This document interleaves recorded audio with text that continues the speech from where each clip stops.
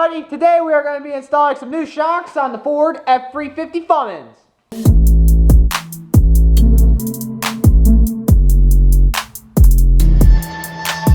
So over here on the driver's side, I've already gotten this shock off. There's nothing there. I believe it was a Rancho shock. I mean, at least it's red and white. And on this side, I've already gotten the shock off and replaced. That way I just know what I'm doing somewhat. And let me tell you what, these shocks are not in great condition. Like this one doesn't even have rubber inside the thing.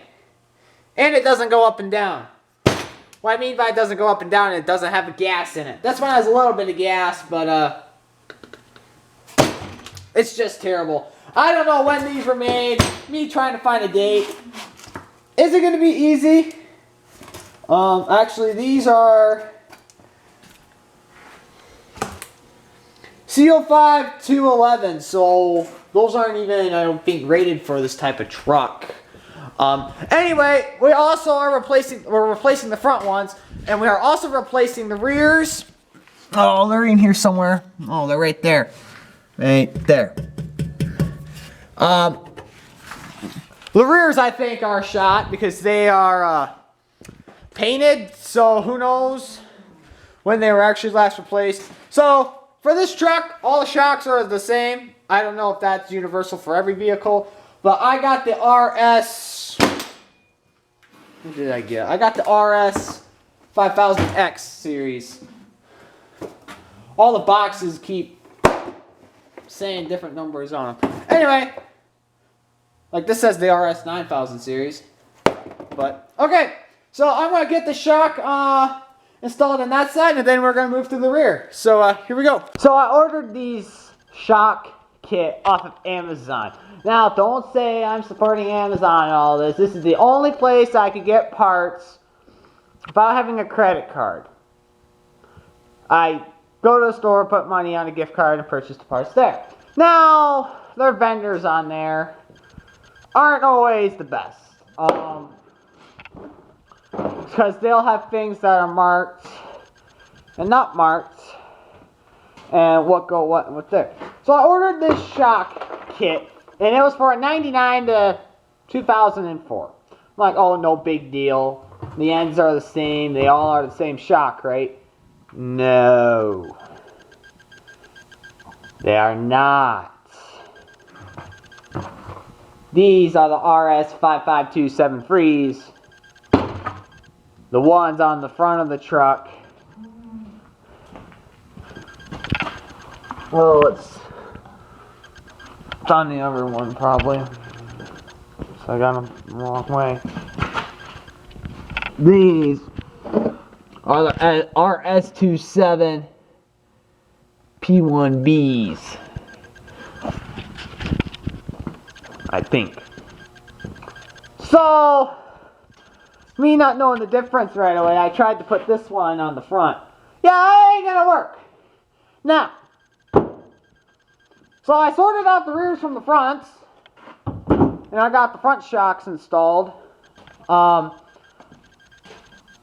They went fine once you have the right shocks. So I know I didn't get great footage of this putting them in, but it's really simple. Really simple. You don't have to jack the truck up. If the previous shocks are junk, you don't have to jack the truck up. So here's how it goes. You take off the nuts on the two bolts. Those are 18 millimeter nuts.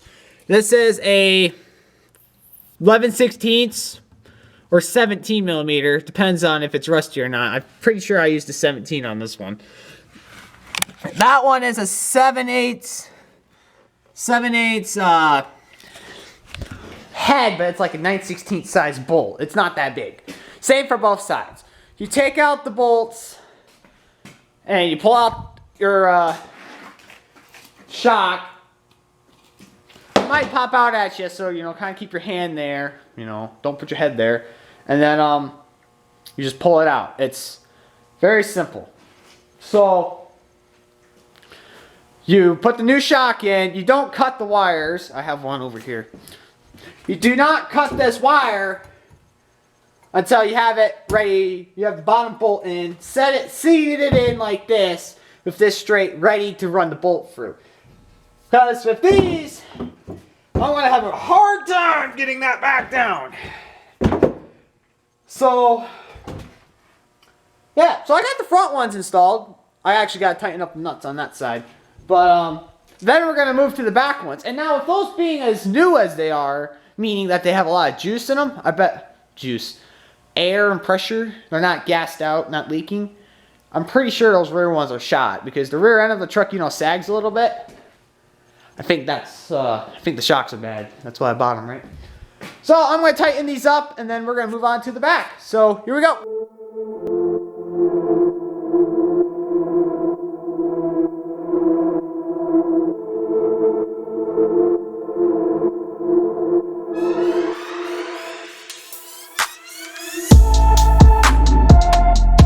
Okay, so I got that rear shock off. Yeah, a little sketchy, eh? Kind of worn out. Actually, the hole's kind of a little loopy-doopy. Yeah, this one is, I consider done.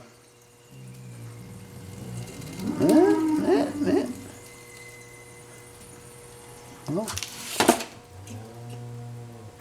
Yeah, I don't think this is a good shock. It might be, but I only got one more left. Goal is to get it done tonight. I think it's only 7 o'clock, so if it takes longer than that, we might have a problem. So yeah, let me just come over here and show you guys real quick. This video is all over the place. Well, I mean, I'm not getting paid, so yeah. It can be, right? Okay, here we are. We're down in the truck bed here. Right there. Booyah. That bolt, that's what it slides into. Goes down there to the axle. Bolt's right there. 18mm bolt on both sides. I just don't get this truck. Half of the engine stuff is metric and half of it's standard. And then the whole rear end is metric. Yet the bottom bolts on the axle on the front are standard, but the nuts are metric. What were they thinking when building this? Now, granted, this truck is not a perfect truck. Let's make that clear because, one, it has a Clown Cummins in it, so obviously the engine was trash.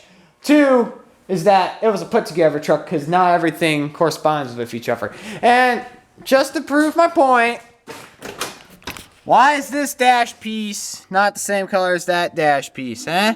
Eh? I'm just saying, I think this truck was pulled out of the weeds because it was leaves and stuff. Okay, enough jibber jabbing. Time for me to put that shock on. So, here we go.